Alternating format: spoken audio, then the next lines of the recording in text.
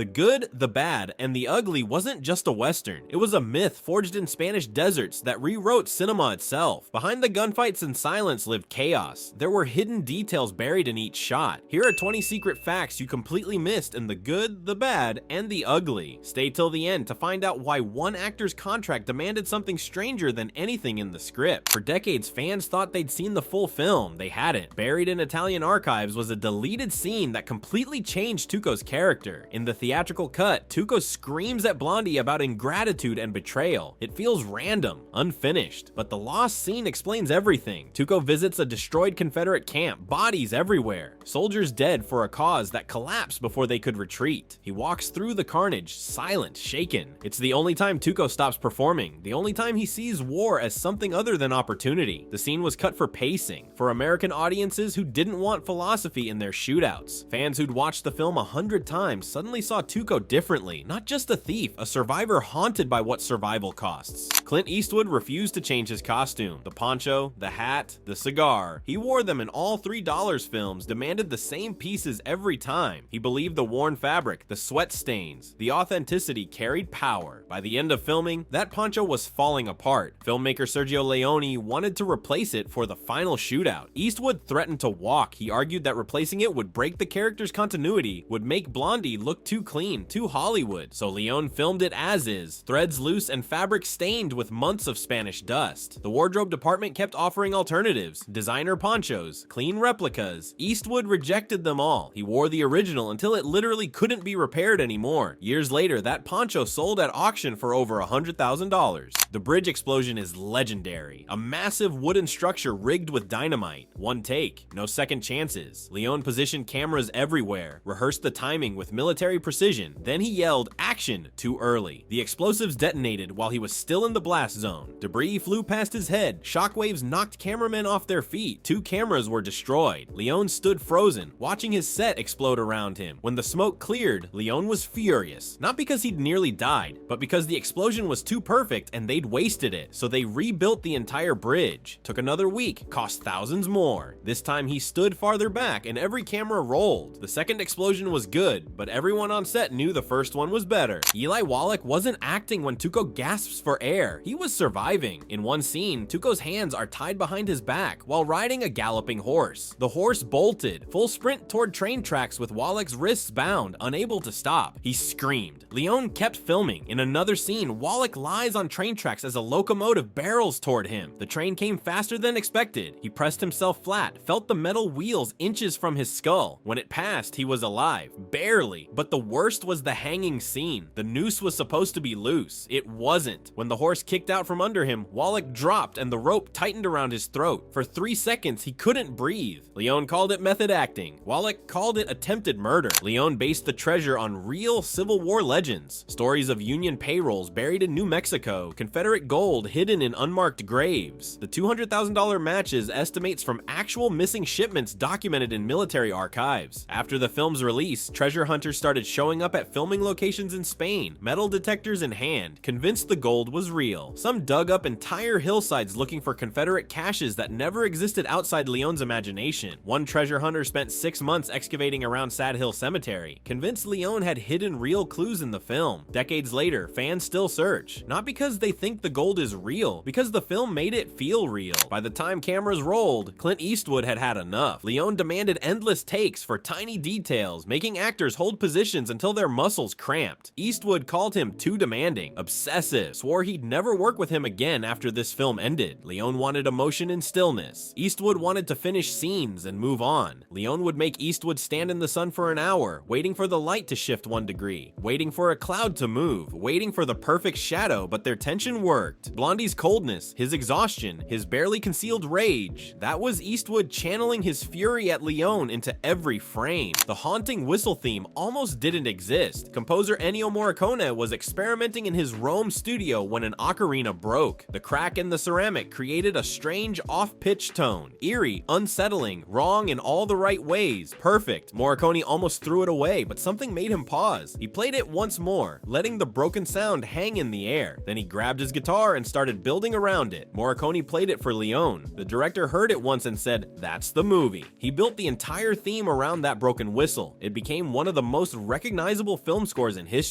Years later, Morricone revealed he'd tried to recreate that exact sound with intact ocarinas. Never worked. The crack gave it something unrepeatable. Because the good, the bad, and the ugly didn't polish its flaws, it made them iconic. Filming in Spain's Tabernas desert was hell. Temperatures hit 115 degrees during midday shoots. Actors fainted between takes. Crew members vomited from heat exhaustion, collapsed in whatever shade they could find. Leone called it method suffering. He believed the desert had to hurt them to look real on camera. That comfort created false performances. By week 3, Eastwood stopped speaking to Leone. Wallach threatened to quit daily. Extras collapsed in costume and had to be carried to medical tents. The film's insurance costs tripled. Leone didn't care. He kept shooting. He wanted the sweat, the exhaustion, the desperation real. Medical staff treated dozens of cases of heat stroke, dehydration, sunburn severe enough to require hospitalization. One crew member lost 15 pounds in 2 weeks. Another developed permanent skin damage. Leone called them warriors. They called him insane because the good, the bad, and the ugly didn't simulate the frontier. It survived it. Leone didn't want the good, the bad, and the ugly. It was a placeholder, a parody of Western morality tales, something he scribbled on an early draft as a laugh. He planned to change it later to something poetic, something Italian, something that captured the film's philosophical depth. But once the cast saw it on posters, they refused to let him change it. Eastwood loved the bluntness, the way it stripped away pretension. The studio saw dollar signs, knew the title was marketable, direct, memorable. Distributors loved it. Everyone loved it except Leone. He fought them for weeks. Proposed alternatives: The Man with No Name Returns, Desert Gold, Three Men, and a Grave. Every suggestion was rejected. The joke title had become the brand. Finally, Leone surrendered. Decades later, he admitted it was perfect. The title's simplicity matched the film's moral ambiguity. When Tuco builds his perfect revolver, none of it was scripted. Leone told Eli Wallach to just make it look real. He handed him a table full of pistol parts from different models that didn't fit together. Wallach had no firearms training, so he improvised. He grabbed parts, tested weights, clicked cylinders, examined each piece like a craftsman evaluating tools. He assembled a Frankenstein weapon, mixing parts that shouldn't work together but looked convincing on camera. The scene took one take. Leone kept it all. Years later, gun enthusiasts analyzed the scene frame by frame, debating whether the final weapon would actually function. The scene became iconic not because it was accurate, but because it felt true. Spanish Army engineers built the bridge specifically for the film, following Civil War era designs, making it authentic to the period. Then they blew it up before cameras rolled. A miscommunication during rehearsal. The engineers hit the detonator thinking it was a dry run. The bridge exploded perfectly with no cameras recording. Leone screamed so loud they heard him in the next village. Crew members said his rage was more terrifying than any scene in the film. Rebuilding took another week and tens of thousands of dollars the production didn't have. They built it again, exactly the same, and blew it up a second time. This time with 17 cameras rolling, every angle covered. Everyone who saw both explosions agreed the first one was slightly better, the one nobody filmed, because the good, the bad, and the ugly didn't compromise. Clint Eastwood smoked cheap Italian cigars in every scene, 15 a day minimum. Toscano Ammazzato, the same brand Italian workers smoked in fields, rough and unfiltered. By the end of production, he was sick, dizzy, nauseous. His throat burned constantly. His voice dropped half an octave. Medics told him to stop. He refused. "It's part of the character," he said. "Blondie smokes, I smoke." Leone loved his dedication. The studio worried about insurance liability. Until mid-scene, during a tense confrontation with Tuco, Eastwood turned green. He put down the cigar, turned to Leone and said, "If you make one more, you'll need a new Blondie." Leone saw he wasn't joking. The next scene, Blondie had no cigar, and somehow it worked even better. The absence made him look more dangerous, more focused. Eastwood quit smoking cigars the day filming wrapped. Hasn't touched one since. Says the smell still makes him nauseous. Beneath the gunfire, Leone was making an anti-war statement that critics missed for years. Every battle showed chaos, not glory. Soldiers died for flags they didn't understand, for causes that meant nothing. Leone said, "They die for flags, not for men." The bridge both armies fight over gets destroyed by the heroes, rendering the deaths meaningless. The treasure was stolen from dead soldiers who died for nothing, buried in a grave marked by lies. The prison camp scene was his most direct statement.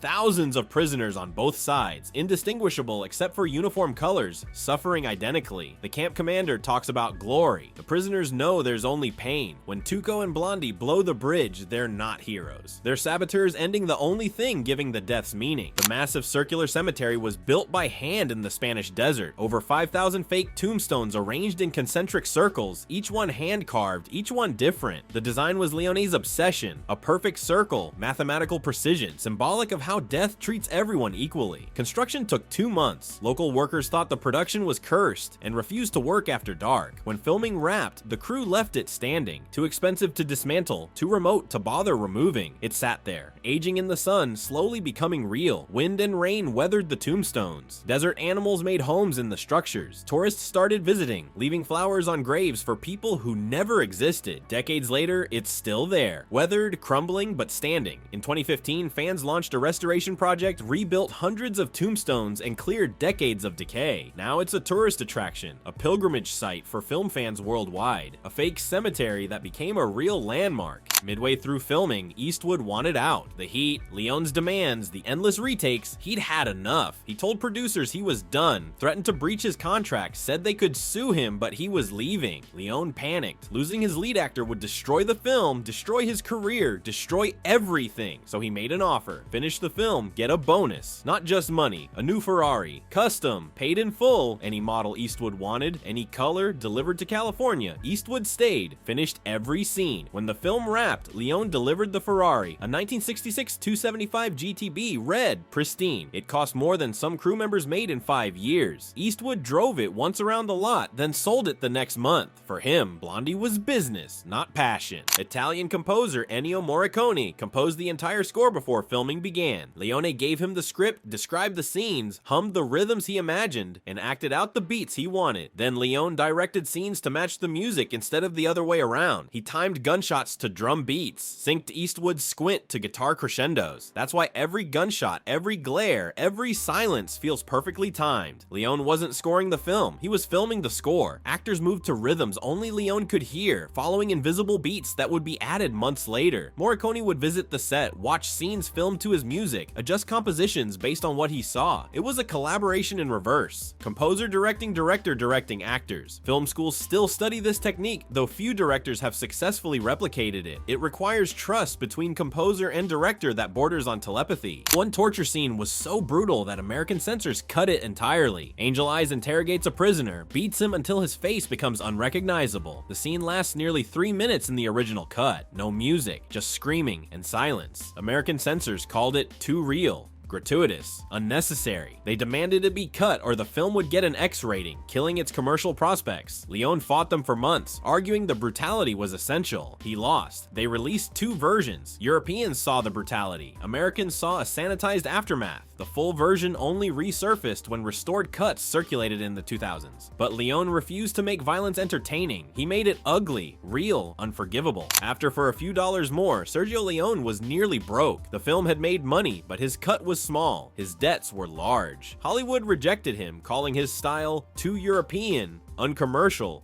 weird. He bet everything on one final film, mortgaged his apartment, borrowed from family, promised distributors profits he didn't have yet. If it failed, his career ended. If it failed, he lost everything. His wife begged him to quit, to find safer work, to stop gambling their future on westerns in Spanish deserts. It didn't fail. The good, the bad, and the ugly became his masterpiece, making him wealthy enough to choose his projects, giving him freedom to make Once Upon a Time in the West on his terms. In his words, "It made me rich enough to be free." He never forgot filming in the desert while creditors called his home. Leone revealed in a rare interview that the final duel wasn't about greed, it was about balance, about the forces that govern human nature. The good, the bad, and the ugly were facets of human nature, not separate people. Blondie represented pragmatism, survival through intelligence. Angel Eyes represented cruelty, power through domination. Tuco represented desperation, survival at any cost. The three-way standoff was a moral triangle. Each man needed the others to exist, to define themselves against. Remove one and the triangle collapses. In the end, only balance survived. The cruel died. The desperate survived. The pragmatic profited. Leone said the film was a metaphor for life itself. We all carry good, bad, and ugly within us. The duel was choosing which part survives, which part we feed, which part we let define us. The ending isn't happy. Tuco gets half the gold but nearly dies getting it. No one truly wins. Eli Wallach's contract had a clause stranger than anything in the script. He demanded approval over every stunt that put his life at risk. Before each dangerous scene, Leone would describe it, Wallach would sign off, assuming safety measures were in place. Then cameras rolled and chaos erupted. The galloping horse, the train tracks, the hanging scene where the rope was too tight and Wallach nearly asphyxiated for real. Each time, Wallach had technically approved it. The clause specified reasonable safety precautions. Leone's definition of reasonable was different from Wallach's. Years later, Wallach said the clause was worthless. Approval meant nothing when Leone was holding the camera, but it kept him coming back. The contract promised safety. Leone delivered legend. Nearly 6 decades later, the good, the bad, and the ugly still feels untouchable. A film that turned dust, danger, and silence into cinematic poetry. Just 3 men, a desert, and a grave full of gold. Leone started with nothing, a director Hollywood didn't want, a genre critics declared dead, and he built a monument anyway. The film that bankrupted its director and almost never got made. Which of these secrets blew your mind, and which legendary film should we dig up next? Because the good, the bad, and the ugly didn't ask for permission. It just lit a match in the desert and let the whole frontier burn.